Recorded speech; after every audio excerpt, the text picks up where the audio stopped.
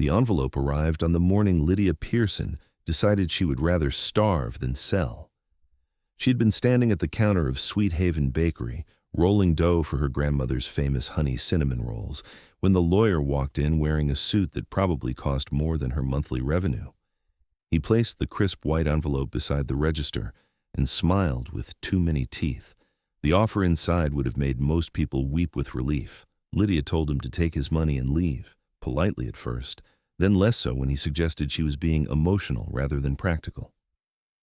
3 days later, the building next door sold, then the coffee shop across the street, then the bookstore, the florist, the vintage clothing boutique. One by one, every property on the block changed hands to the same mysterious buyer, some shell corporation with a name like Smoke that Lydia could never quite remember. Within 2 weeks, her grandmother's bakery stood alone in a canyon of emptiness, the only lit window on a street that had gone dark.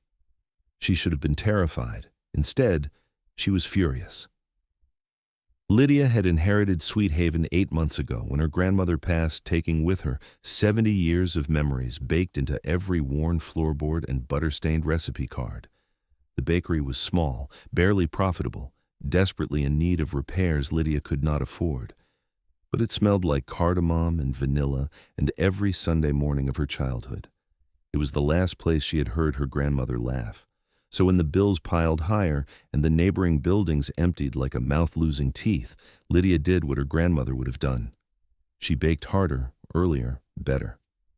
She opened at 4 a.m. and closed near midnight. She poured everything she had into the ovens and refused to let the silence around her become a prophecy.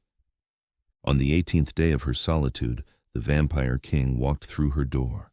She did not know he was a king, of course. She did not even know he was a vampire.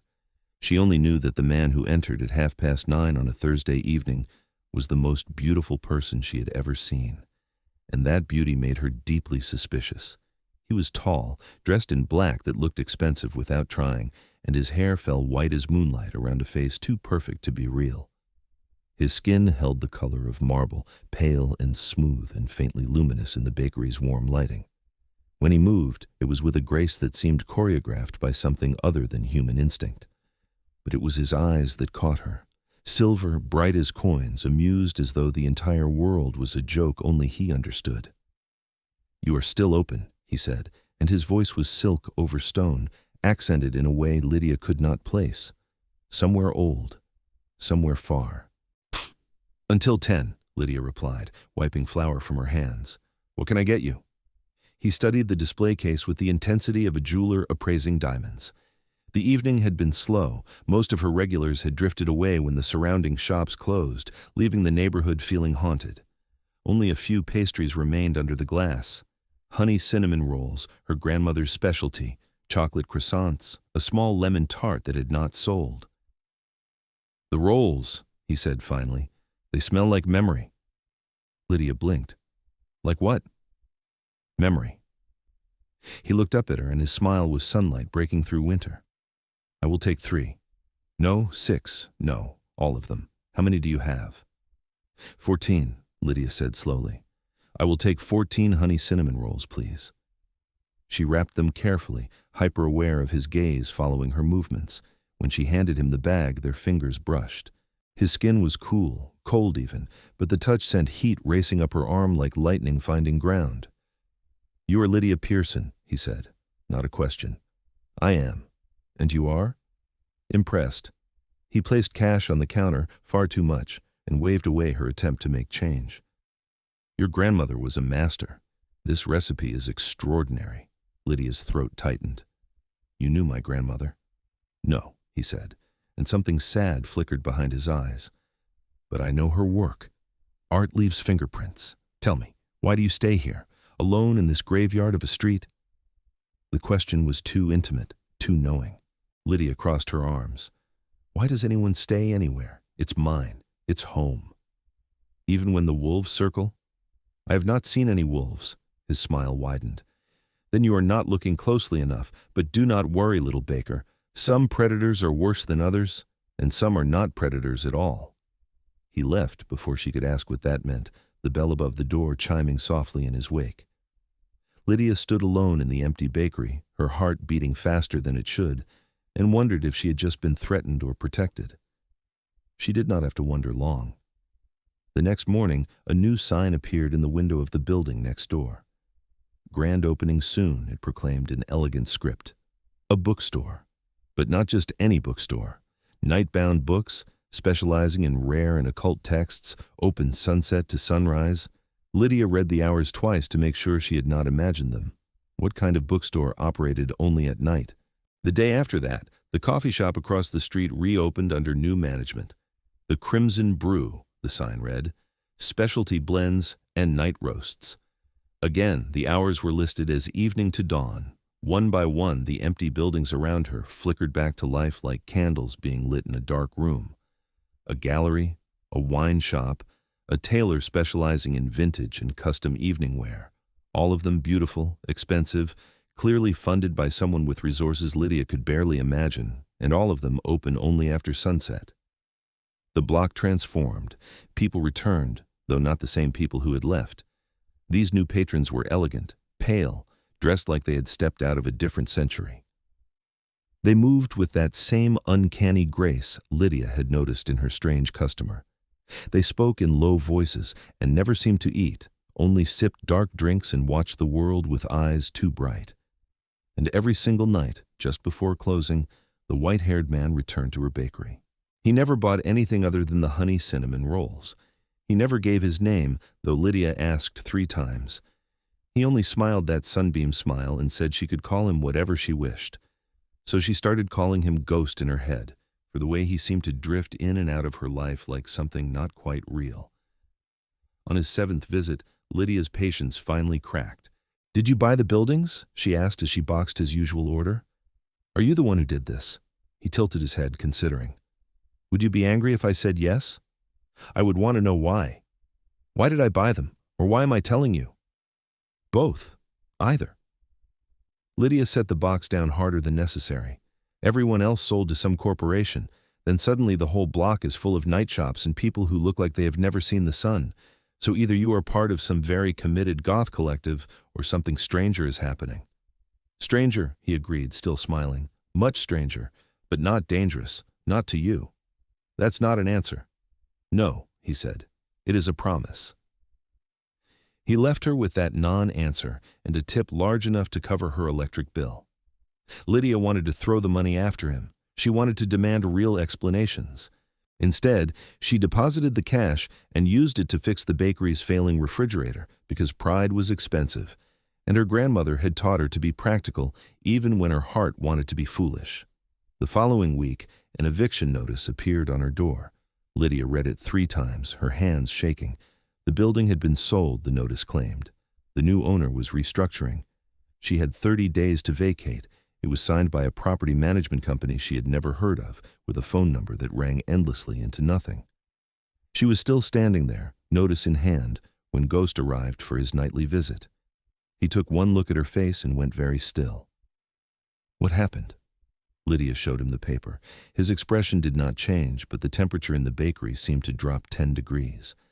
When he spoke, his voice was soft and more dangerous than any shout. "Who delivered this?" "It was taped to the door. I do not even know who owns the building anymore. I thought I had a lease, but apparently—" "You do have a lease." He took the notice from her hands, his touch gentle despite the fury rolling off him in waves. "This is illegitimate, a move by someone who believes fear is cheaper than law. Do you trust me, Lydia?"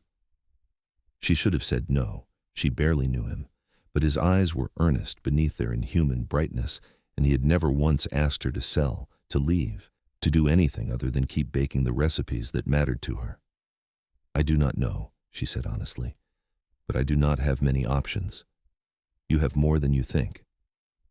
He folded the notice and slipped it into his pocket. "I need you to do something for me. Tomorrow before dawn, I want you to go to this address." He produced a card from thin air, or so it seemed. The address was in the old district, the part of the city tourists never saw. "Ask for Seraphine. Tell her Gavril sent you. She will explain what I cannot." "Gavril," Lydia repeated, tasting the name. It fit him somehow, old and sharp and strange. "Is that your real name?" One of them. His smile was crooked, self-deprecating. I have had many, but it is the one I prefer, and you may use it if you wish. What will Seraphine tell me? The truth, Gavril said. About me, about this street, about why you have become the center of a game you did not know you were playing. And then you will decide if you still want my help, or if you would prefer to take your chances alone. He left before she could protest, disappearing into the night as though it had swallowed him whole. Lydia looked at the card in her hand. The address was engraved in silver ink that seemed to glow faintly in the dark. She had no reason to trust this. Every instinct said going to a strange address in the dead of night for a man she barely knew was a terrible idea.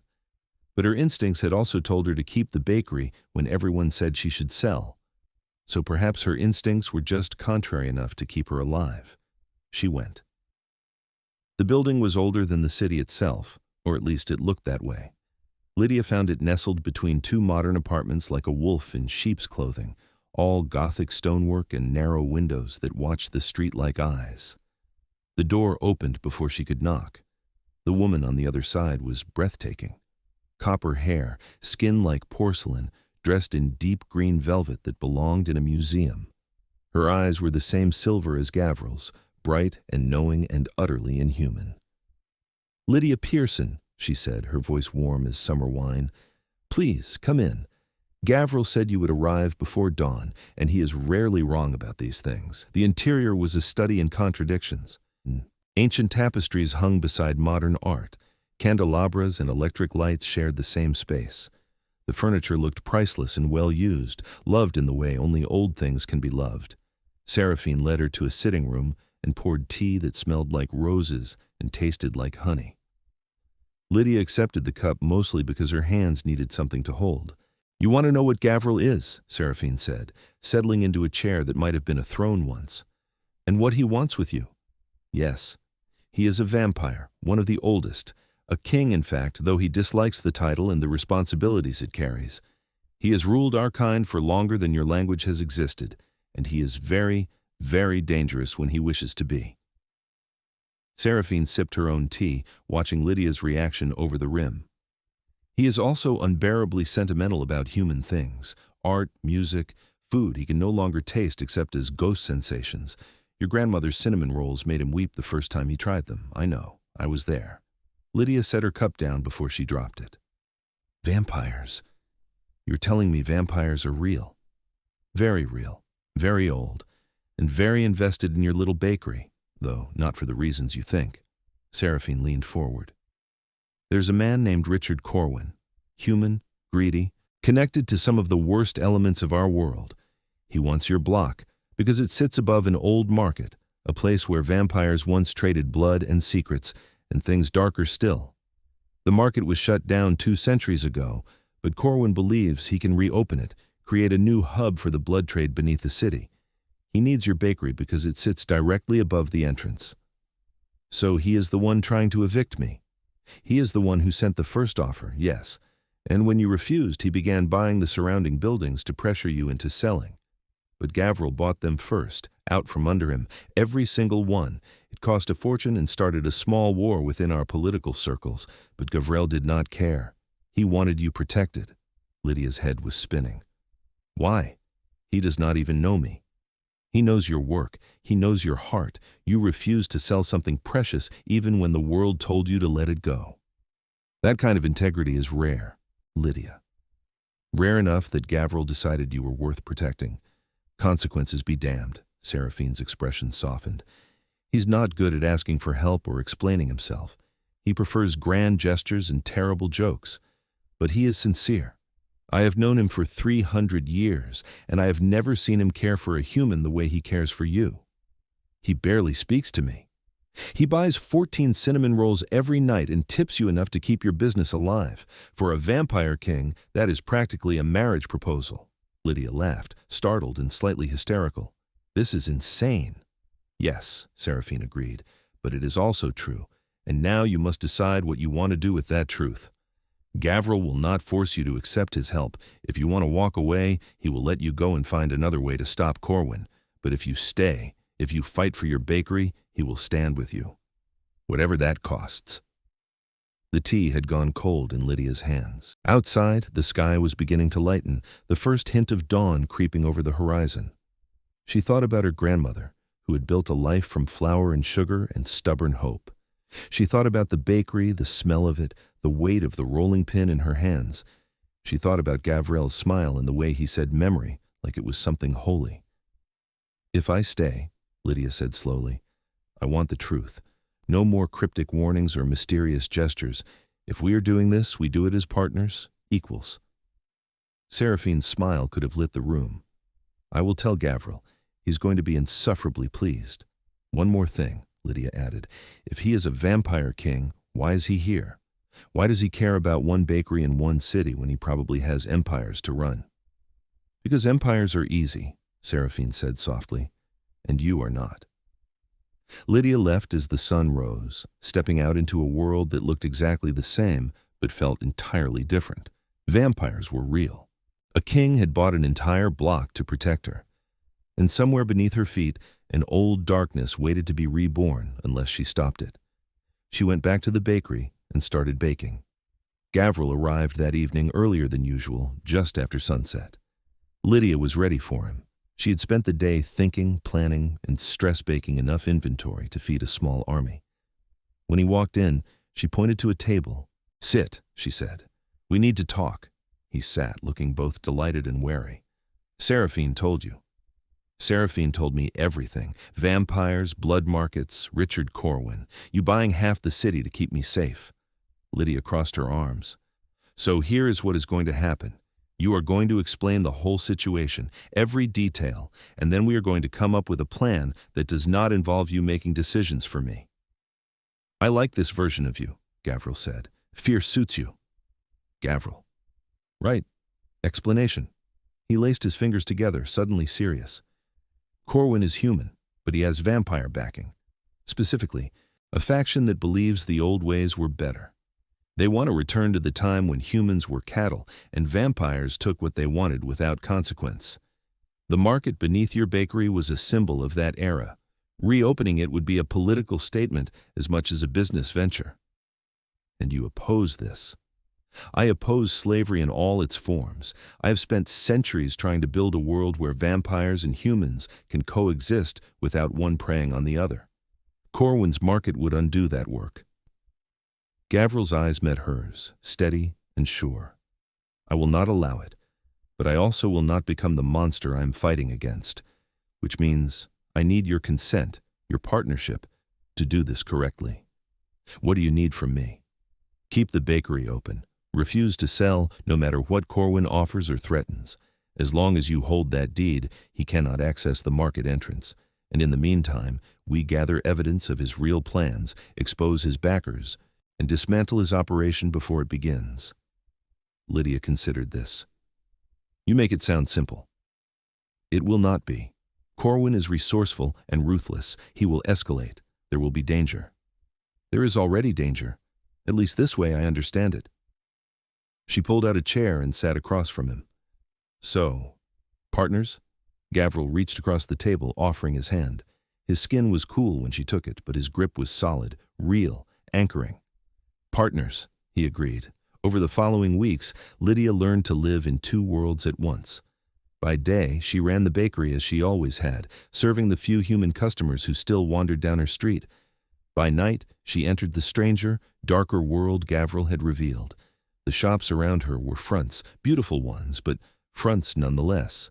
They served the vampire community, providing goods and services and a safe space in a city that did not know they existed. Gavriel was a constant presence, though he never intruded. He would arrive each evening, buy his rolls, and then linger to talk. Slowly, in pieces, Lydia learned who he was beneath the title and the legend. He had been human once, so long ago that he barely remembered it. Turned during a war whose name had been lost to history. He had not wanted to be a king, but leadership had been thrust upon him when the old ruler fell to madness, and he had accepted it because someone needed to. And it might as well be him. "Do you regret it?" Lydia asked one night as they sat in the bakery after closing. She was testing a new recipe, and he was theoretically there to offer opinions, though he admitted taste was a dim memory for him. "Being king? Sometimes. It is lonely. The crown puts distance between you and everyone else, even those you care for. He watched her work, his gaze softer than she had ever seen it. But I do not regret the choices that led me here, to this moment. Eating pastries you cannot properly taste in a bakery that is probably going to get us both killed? Yes, he said simply. Exactly that. Lydia's hands stilled on the dough. There was something in his voice, in the way he looked at her, that made her chest feel too small for her heartbeat. She had been trying not to think about the fact that she was falling in love with a vampire king. It seemed impractical, impossible, the kind of thing that ended in tragedy. But Gavril made it difficult to remember all the reasons she should keep her distance. Seraphine said you cried, Lydia said, deflecting, when you first tried my grandmother's rolls. I did. It was embarrassing. Why? He was quiet for a long moment. Because I had not tasted anything in 200 years. Blood sustains us, but it is necessity, not pleasure. Your grandmother's recipe, though. For just a moment, I remembered what it was to be human, to find joy in something as simple as cinnamon and honey and bread baked with love. It broke something open in me that I thought had died long ago. Lydia set down her rolling pin and wiped her hands on her apron. She walked around the counter to where Gavril sat and did something she had been wanting to do for weeks. She reached out and took his hand, lacing her fingers through his. Thank you, she said quietly, for protecting this place, for protecting me. You did not have to. I did, though. His thumb brushed over her knuckles, a touch so gentle it barely registered. You reminded me why I fight, why I try to build something better instead of burning it all down. I could not let Corwin destroy that, destroy you. I am not that fragile. No, Gavril agreed. You are not fragile at all. You are steel wrapped in kindness. It is terrifying and wonderful. Before Lydia could respond, the bakery window exploded inward. Glass showered across the floor as a brick tumbled to a stop near the counter. Gavril moved faster than thought, pulling Lydia behind him, his body a shield between her and the broken window. Outside, a figure stood on the street. Human, expensively dressed, smiling like a predator. Richard Corwin. Gavril Ivanovich, he called, his voice carrying easily through the shattered window. I thought you might be here. Slumming with the humans again, I see.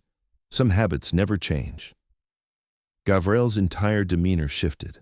The warmth drained from his expression, replaced by something cold and ancient and utterly merciless. When he spoke, his voice could have frozen blood.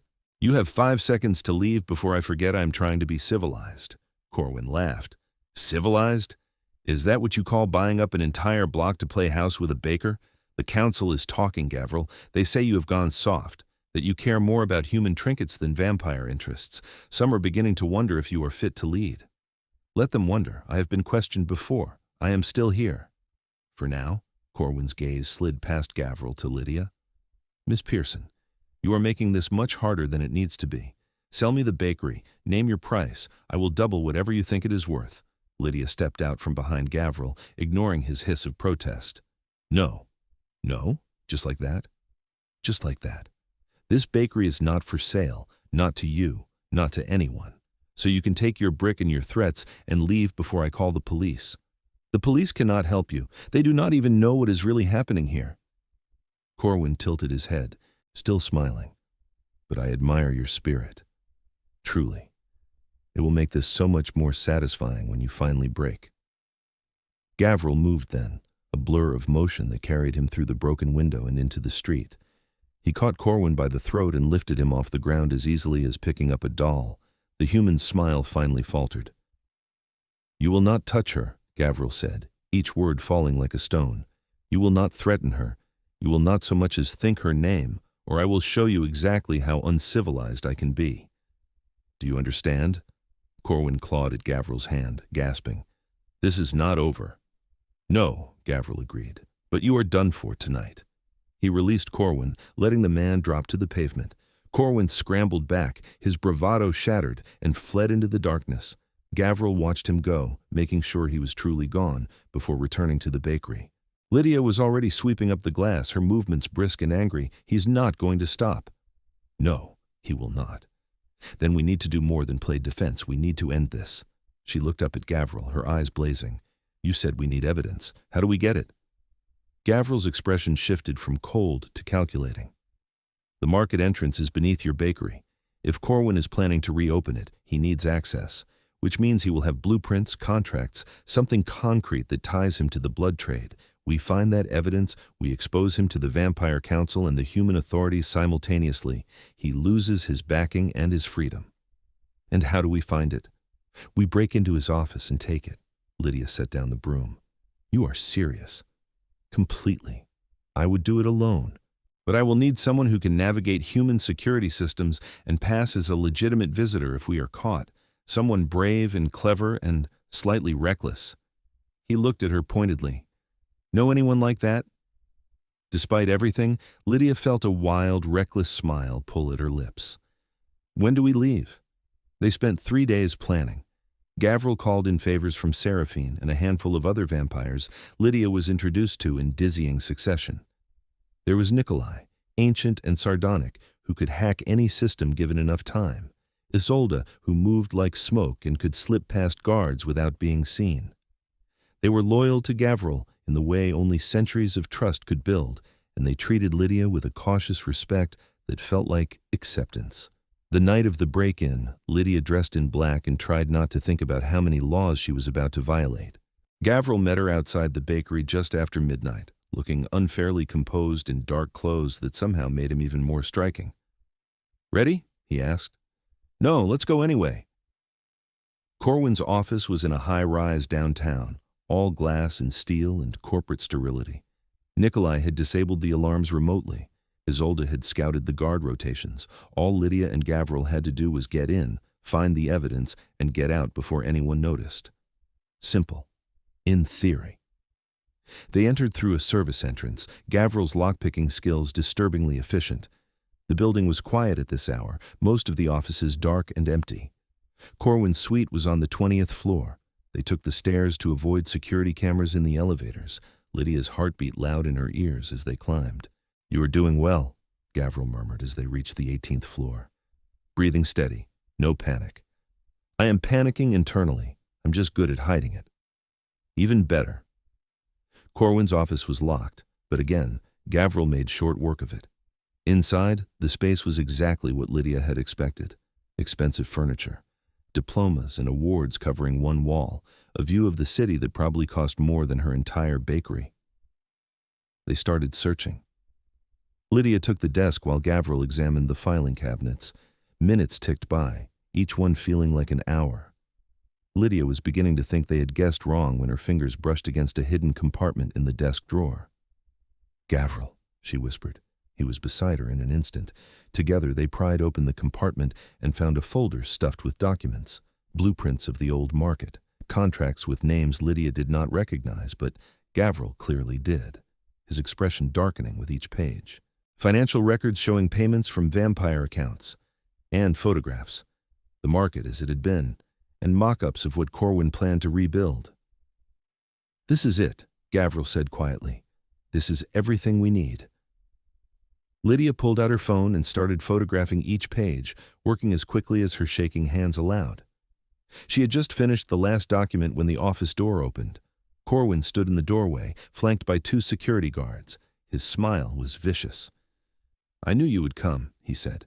Predictable, Gavril. You always were. Too honorable to let an injustice stand even when the smart move is to walk away. Gavril stepped in front of Lydia, his posture deceptively casual. You set a trap. I gave you bait, you took it. Now we end this the old-fashioned way. Corwin nodded to the guards.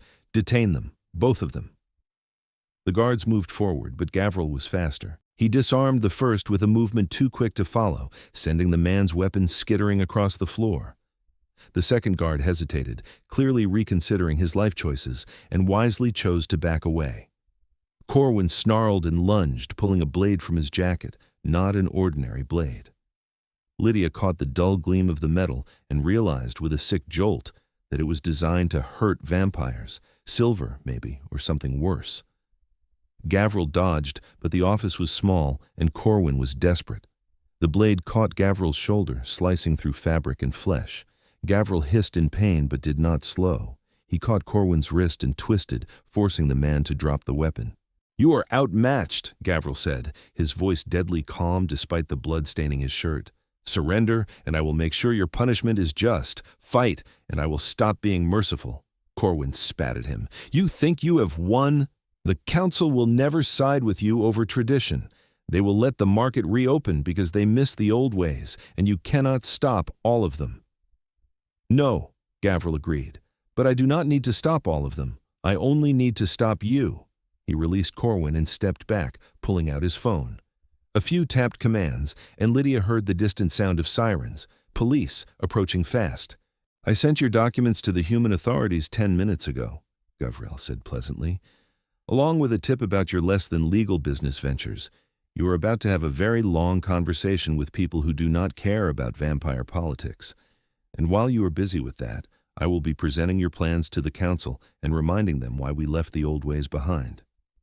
Corwin's face went white. The sirens grew louder.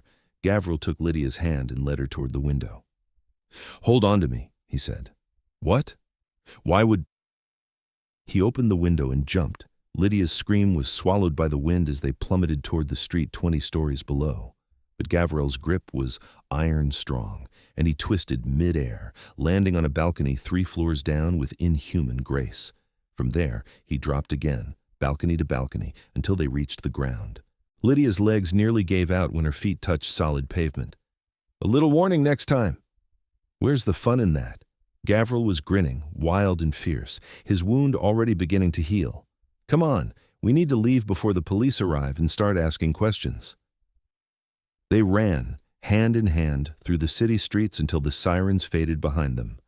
Only when they were safely back in the quiet neighborhood around the bakery did they finally slow, both breathing hard, adrenaline still singing through Lydia's veins. We did it, she said, half laughing, half disbelieving. We actually did it. You did it, Gavril corrected. You found the evidence. You stood your ground. I just provided transportation. Terrifying, death-defying transportation? I would not have let you fall.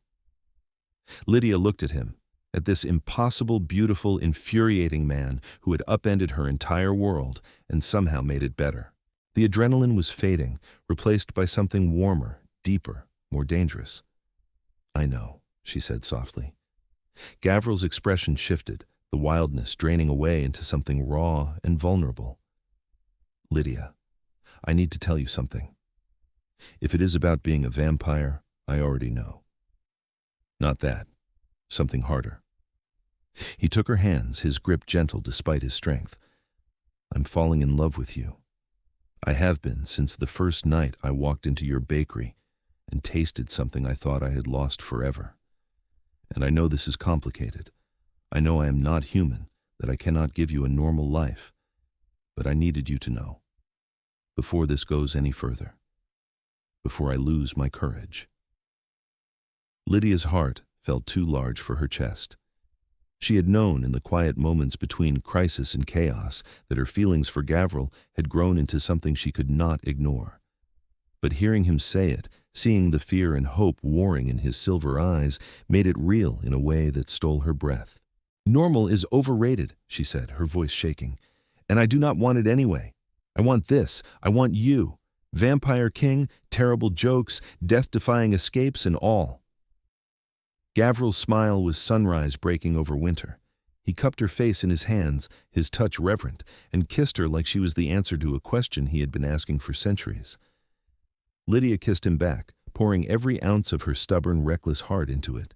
He tasted like night air, and something darker, sweeter, utterly addictive. When they finally broke apart, both of them were trembling. I am going to keep the bakery, Lydia said, breathless, and you are going to help me rebuild the neighborhood into something better, a place where humans and vampires can actually coexist. Prove your vision works. That's an ambitious plan. Good thing I have a king to help me pull it off, Gavril laughed, the sound bright and free and more human than anything Lydia had heard from him. I think I am going to enjoy being partners with you. You better, Lydia said, because you are not getting rid of me now. The evidence Lydia and Gavril obtained proved devastating. Corwin was arrested within days, the human authorities charging him with fraud, conspiracy, and a list of financial crimes long enough to ensure he would not see freedom for decades. But the real victory came when Gavrel presented the documents to the Vampire Council. Lydia was not allowed to attend that meeting, being human, but Seraphine gave her a full report afterward over tea in the bakery. Iti.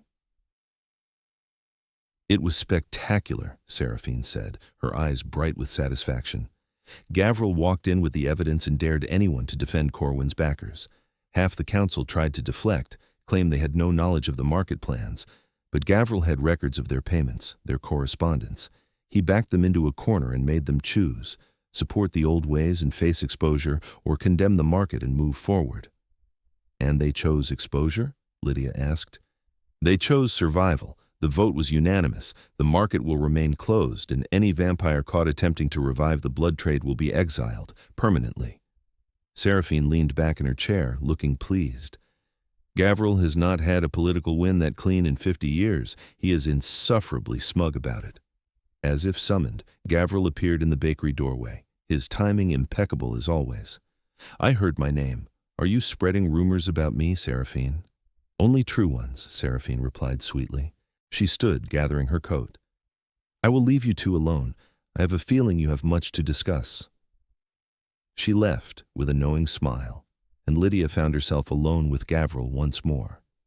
He looked lighter than she had ever seen him, as though a weight had been lifted from his shoulders. It is really over? Lydia asked. The immediate threat, yes. Corwin is finished, his backers disgraced, but the larger work, building the world I want, that continues. It always does. Gavril crossed to where she stood behind the counter. Which brings me to a question I have been meaning to ask. You want more cinnamon rolls? The answer is yes, I made extra. Not that, though I will take them. He hesitated, uncharacteristically uncertain. What happens now? With us? Lydia considered the question. In the weeks since Gavril had first walked into her bakery, her entire life had transformed. She had fought vampires and corporate greed, committed minor felonies, and fallen in love with someone who should have been impossible.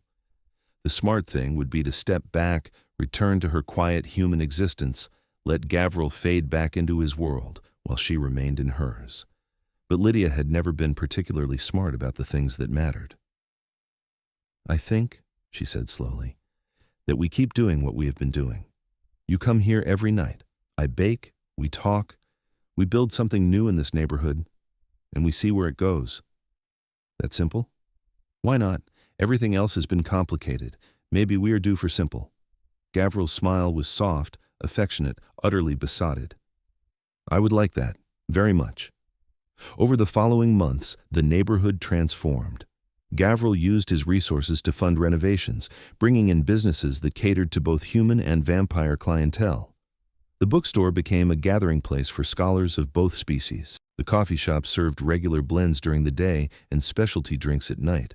Slowly, carefully, the block became a neutral ground where two worlds could meet without fear. Lydia's bakery remained at the heart of it all. She expanded her hours, hiring help so she could serve customers from dawn until well after dark. The honey cinnamon rolls became legendary in both communities, a symbol of the bridge they were building between human and vampire. And every night, without fail, Gavril came to see her. They fell into a rhythm, easy and natural despite the strangeness of their situation. He would arrive after sunset, buy his rolls, and then stay to talk while Lydia finished her work. Sometimes Seraphine or the others would join them, turning the bakery into an impromptu salon where vampires and humans mingled over pastries and conversation. Other times, it was just the two of them, stealing quiet moments in a world that seemed determined to stay loud.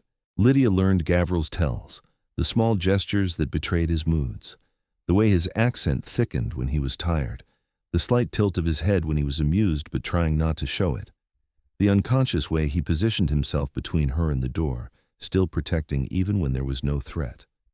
Gavril, in turn, learned her. He knew she was stressed when she started baking bread by hand instead of using the mixer. He knew she was happy when she hummed while she worked, old songs her grandmother had taught her. He knew she was scared when she went very quiet and still, gathering her courage before facing whatever frightened her. They learned each other, and in learning, they fell deeper. 6 months after Corwin's arrest, Gavril asked Lydia to dinner. Not in the bakery, not surrounded by friends and customers, but a real dinner. Just the two of them. I know a place, he said. Quiet, private, vampire-owned, so we will not have to worry about the sun, but human-friendly. Say yes. Lydia, covered in flour and midway through a batch of sourdough, looked up at him and felt her heart do something complicated in her chest. Yes. The restaurant was tucked into the basement of an old building, all exposed brick and soft candlelight. The staff greeted Gavril with the deference due a king, but he waved it away, requesting only a corner table where they could talk without being overheard. They ordered food Lydia could eat and wine Gavril could pretend to drink, falling into conversation as easily as breathing. But there was something different tonight, an undercurrent of seriousness beneath the usual banter. I have been thinking, Gavril said as their meals arrived, about the future, about what I want from it. And I want you in it, permanently, in whatever form you will allow. He met her eyes steady and sure. I know what I am asking is not fair. I am immortal and you are not. I can offer you protection, resources, a place in my world, but I cannot give you a normal human life. I cannot give you daylight walks or children who will grow old alongside you. If you want those things, I will understand. I will let you go even though it will break something in me I am not sure can be repaired. Lydia set down her fork, her appetite forgotten. You think I want normal? I think you deserve the choice. Then let me choose. She reached across the table, taking his hand. I do not want normal. I want you. I want this strange, impossible life we are building. And yes, I know it is complicated. I know there are sacrifices. But Gavril, I have never been happier than I am right now. Why would I trade that for something ordinary? You might change your mind. In 10 years, 20, when your friends age and I do not, when you realize what you have given up. Then I will change my mind and we will deal with it. But I do not think I will. Lydia squeezed his fingers. You asked me once why I refused to sell the bakery. It is because some things are worth fighting for, even when the fight seems impossible. You are one of those things. We are one of those things. Gavril looked at her with such open adoration that Lydia felt heat rise to her cheeks. I do not deserve you. Probably not. But you are stuck with me anyway. He laughed, and the tension shattered like glass, leaving only warmth and certainty in its wake. They finished dinner wrapped in a bubble of contentment, talking about everything and nothing until the restaurant staff began giving them pointed looks about closing time. Gavril walked her home through streets that had become familiar and safe, his presence a shield against the darkness. When they reached the bakery, Lydia turned to him, her back against the door. Stay, she said quietly. Tonight. Just to talk or sleep or whatever. I just want you here. Are you sure? I am sure. So he stayed. They curled up in the small apartment above the bakery, talking until Lydia's eyes grew heavy and her words slurred with exhaustion. Gavril held her as she drifted off, his cool touch soothing, and when she woke just before dawn, he was still there, watching over her like a guardian carved from moonlight. You did not sleep, Lydia mumbled, still half in dreams. I do not need to. And I wanted to memorize this. You, safe and happy. It is a picture I want to keep. Lydia smiled and pulled him closer, ignoring the chill of his skin. Sentimental vampire king. Only for you. A year after Corwin's fall, the neighborhood celebrated its rebirth with a festival that lasted 3 nights. Human and vampire vendors filled the street, offering food and crafts and entertainment under strings of lights that turned the block into something out of a fairy tale. Lydia's bakery became festival headquarters, her honey cinnamon rolls selling out within hours each night. Gavril was everywhere and nowhere, moving through the crowd with easy grace, stopping to speak with vendors and guests, making sure everything ran smoothly. But his attention always circled back to Lydia, checking on her, making sure she was not overwhelmed by the chaos. On the final night, as the festival wound down and the crowd thinned, Gavril found her sitting on the bakery steps, watching the last few stragglers wander home. Tired? He asked, settling beside her. Exhausted? Happy? Both? Lydia leaned her head against his shoulder. We did this. We actually pulled it off. You did this. I just provided funding and intimidation. You provided vision and hope and a reason to believe this could work. She tilted her head to look up at him. Thank you, Gavril. For everything. He kissed her forehead, a gesture so tender it made her chest ache. I should be thanking you. You gave me something I thought I had lost, a reason to care, to fight, to believe the world can be better. They sat in comfortable silence, watching the night settle around them. Lydia's mind drifted to the future, to all the possibilities now open before them. The bakery was thriving, the neighborhood was safe. She and Gavril had built something real, something lasting. But there was one question that still lingered, unspoken but present. Gavril, Lydia said slowly, if I asked you to turn me, would you? He went very still. Is that what you want? I do not know. Maybe. Eventually. She sat up, needing to see his face. I love you. I want to be with you. And I know that means either I grow old and die while you stay the same, or I become something other than human. I'm not afraid of that. But I need to know if it is even possible. Gavril took a long time answering. When he spoke, his voice was careful, measured. It is possible. But Lydia, turning is not a gift. It is a choice with permanent consequences. You would have to give up daylight, human food, the chance to have children. You would outlive everyone you know except those of us who are already immortal. It is a lonely existence, even when you are not alone. But I would have time, with you, centuries of it, instead of just decades. Yes. And you would want that? Me, as a vampire? I want you however you choose to be. Human or vampire, mortal or immortal. That does not change. He cupped her face gently. But I will not turn you out of fear of losing you. If you choose this, it needs to be because you truly want it. Not for me. For yourself. Lydia nodded slowly. I need time to think about it. Take all the time you need. I'm not going anywhere. She kissed him then, soft and sweet, and let the question rest unanswered for now. Another year passed, marked by small joys and quiet progress. The bakery expanded, Lydia hiring more staff and extending her reach beyond the neighborhood. She started teaching classes, sharing her grandmother's recipes with anyone willing to learn. The business flourished, and with it, so did Lydia. Her relationship with Gavril deepened in ways she had not thought possible.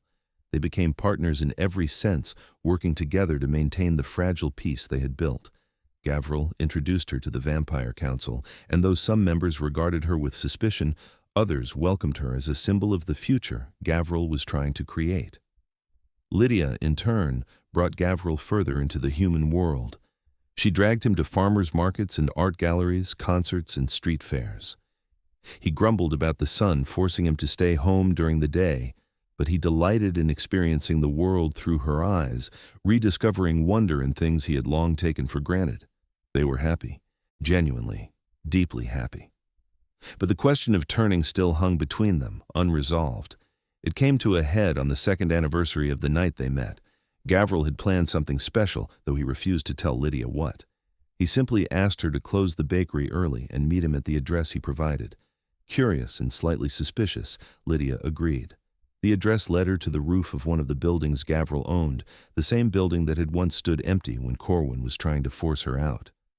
Now, it was home to a thriving art gallery, but the roof had been transformed into something else entirely. A garden. Impossibly, wonderfully, a garden stretched across the rooftop, filled with night-blooming flowers and softly glowing lanterns. A table sat in the center, set for two, with candles flickering in the gentle breeze. Gavril stood beside the table, dressed in dark elegance, his white hair gleaming in the lantern light. When he saw her, his smile could have lit the sky. "You did this," Lydia breathed, turning in a slow circle to take it all in. "I had help. Seraphine handled the flowers, Nikolai installed the lights, but the idea was mine." He crossed to her, offering his hand. "I wanted to give you something beautiful, a place where we could be above the world for a little while." Lydia took his hand, letting him lead her to the table. They sat and he poured wine for her, blood for himself, hidden in a crystal glass that made it look like dark red wine. 2 years, Gavril said, raising his glass, since you walked into my life and changed everything. Since you walked into my bakery and bought 14 cinnamon rolls like a lunatic, Lydia corrected, but she was smiling as she clinked her glass against his. They ate and talked and laughed. The city spread out below them like a carpet of stars. Lydia felt the weight of the moment, the sense that something significant was shifting. Finally, as the meal wound down, Gavril reached into his pocket and produced a small box. Lydia's heart stuttered. "Before you panic," he said quickly, "this is not what you think, or maybe it is.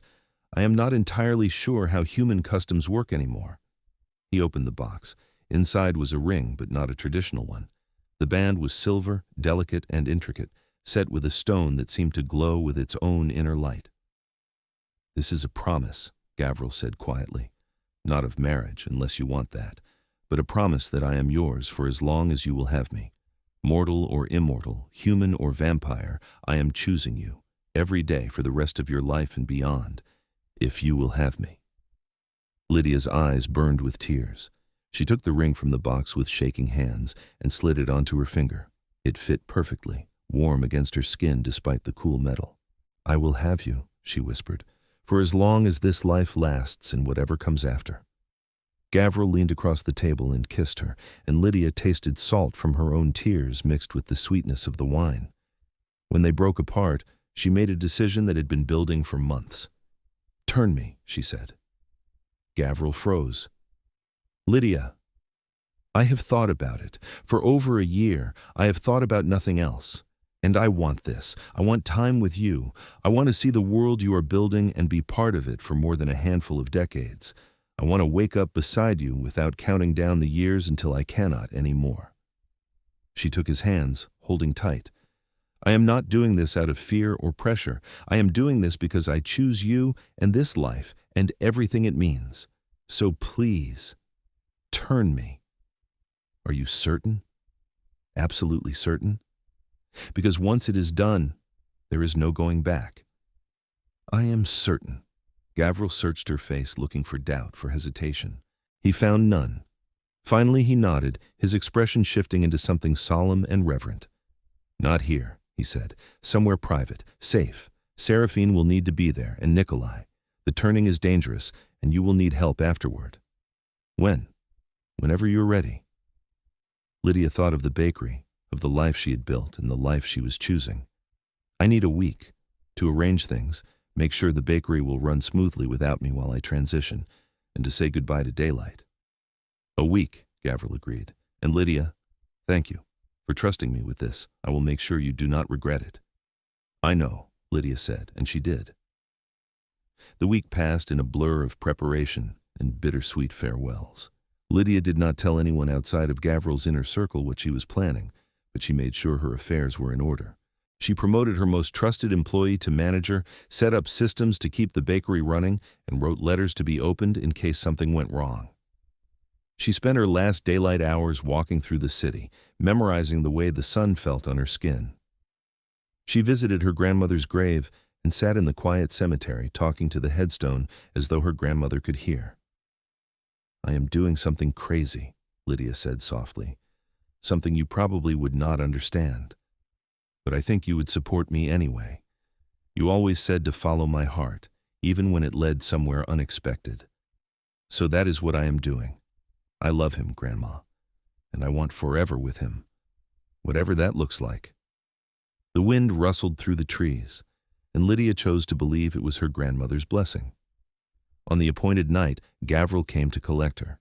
He took her to a safe house on the outskirts of the city, a beautiful old mansion that had been prepared for the turning. Seraphine and Nikolai were already there, along with Isolde and 2 other vampires Lydia had met in passing. They would monitor the process, make sure nothing went wrong. Gavril led Lydia to a bedroom that looked like something out of a Gothic novel, all dark wood and rich fabrics. He sat her on the bed and knelt before her, taking her hands. "Last chance," he said quietly. "If you have any doubts, any at all, we stop now." "No doubts," Lydia said. Her heart was racing, but her voice was steady. "I am ready." He nodded and stood, his movements deliberate and slow. "It will hurt. The venom burns as it changes you. You will feel like you are dying, because in a way you are. But I will be with you the entire time. I will not leave you. I trust you." Gavril leaned down and kissed her, gentle and reverent. Then he moved to her throat, his breath cool against her skin. Lydia felt his fangs brush her pulse point, a whisper of danger, before they sank deep. The pain was immediate and all-consuming. Fire raced through her veins, burning away everything she had been and remaking her into something new. Lydia tried to scream, but her voice was lost in the agony. She felt Gavril's arms around her, holding her as her body convulsed, and clung to that anchor as the world dissolved into flame. Time lost meaning. Lydia existed in a haze of pain and heat, her humanity burning away like paper in a fire. She was dimly aware of voices around her, Seraphine and Nikolai speaking in low, worried tones. She felt Gavril's hand in hers, his voice a constant murmur of reassurance and apology.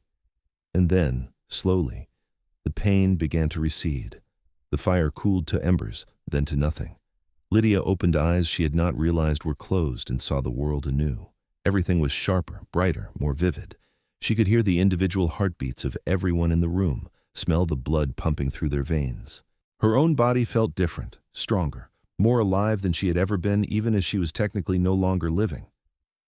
Gavril was still beside her, his face a mask of concern. "Lydia, can you hear me?" "I can hear you," Lydia said, and her voice sounded strange to her own ears, clearer and more resonant. "I can hear everything." Relief flooded Gavril's expression. He helped her sit up, supporting her as she adjusted to her new strength. "How do you feel?" "Strange, good, overwhelmed." Lydia looked down at her hands, flexing her fingers. They looked the same but felt entirely different, capable of strength she was almost afraid to test. "Did it work? Am I—" "You are vampire," Seraphine said from the doorway, her smile warm. "Welcome to immortality, Lydia." The first weeks were an adjustment. Lydia had to learn to control her new strength, her new senses, the hunger that came with her transformation. Gavril was patient, guiding her through each challenge, teaching her how to navigate a world that suddenly felt both familiar and utterly alien. The hardest part was the sun. Lydia had known she would have to give up daylight, but understanding it intellectually and living it were two different things. The first time she woke at sunset and realized she could never again watch a sunrise, she wept in Gavril's arms. "I know," he murmured, holding her close. "I know it is hard, but you will find new beauty in the night. I promise." He was right. Slowly, Lydia discovered the world that existed after dark. She learned to love the stars, the moon, the way the city transformed when the sun went down. She found joy in the quiet hours, in the company of other vampires who became her new family. And she found she could still bake. It took practice to adjust her recipes for her changed senses, but Lydia was determined. She reopened the bakery with modified hours, serving customers from sunset to dawn. Her honey cinnamon rolls became even more famous, now made by a vampire baker who understood both human and immortal palates. The neighborhood embraced her transformation. To them, she was proof that the bridge between human and vampire could be crossed in both directions. She became a symbol of the future Gavril had been fighting for, and she wore that responsibility with grace. 5 years after her turning, Lydia stood in the bakery she had refused to sell, watching the evening crowd filter in. Humans and vampires mingled freely, sharing tables and conversation. The initial wariness long since faded into acceptance. Gavril appeared at her side, as he always did, and slipped an arm around her waist. "Happy?" "Deliriously," Lydia said, leaning into him. "I never thought my life would look like this." "Better or worse than you imagined?" "Better. Always better." She turned to face him fully. "Thank you. For buying all those buildings, for protecting me, for giving me the choice to become this." "Thank you for choosing me," Gavril countered, "for refusing to sell, for being stubborn and brave and utterly impossible to resist." They kissed, there in the middle of the bakery, surrounded by the life they had built together. And when they broke apart, Lydia knew with absolute certainty that she had made the right choice. The years stretched ahead of them, infinite and full of possibility. The bakery would endure, the neighborhood would grow, and she and Gavril would face it all together. She had traded daylight for forever, and she had no regrets. "Come on," Lydia said, taking Gavril's hand. "We have cinnamon rolls to make." "We always do," Gavril agreed, his smile bright as the moon. And so they did, night after night, year after year, building a legacy from flour and sugar and love that would not die. The bakery that had been her grandmother's gift became Lydia's eternity, and she filled it with warmth and light and the sweetness of a life chosen freely and lived fully. In the end, she had refused to sell not just the building, but herself, her values, her capacity to love something impossible. And in refusing, she had gained everything. The vampire king who had bought every building around hers had given her the world. And Lydia, the stubborn baker who would not bend, had given him something he had lost long ago: a reason to believe in tomorrow. Decades passed, and the bakery became a legend in its own right. Tourists came from across the world to taste the honey cinnamon rolls made by the vampire baker who had once been human. The neighborhood Gavril and Lydia had saved became a model for other cities, proof that coexistence was not just possible, but beautiful. Lydia and Gavril remained at the center of it all, their love deepening with each passing year. They faced challenges, of course. There were always those who resisted change, who wanted to return to the old ways. But together, they weathered every storm, their partnership unshakable. On the 50th anniversary of the night they met, Gavril surprised Lydia once more. He took her back to the rooftop garden where he had given her the ring, now expanded and even more beautiful than before. 50 years, he said, pulling her into his arms, and I fall in love with you more deeply every night. Sentimental vampire king, Lydia teased, echoing words she had spoken lifetimes ago. Only for you, Gavril replied, echoing his own response. They danced under the stars, two immortals who had found eternity in each other. The city sprawled below them, alive and vibrant, a testament to what they had built. And in a small bakery on a street that had once been empty, the ovens glowed warm through the night, baking bread and pastries and honey cinnamon rolls that tasted like memory, like love, like home. Lydia had refused to sell her grandmother's bakery. The vampire king had bought every building around it, and together they had created something neither of them could have imagined alone: a future worth fighting for, a love worth every sacrifice, and a happily ever after that would last forever.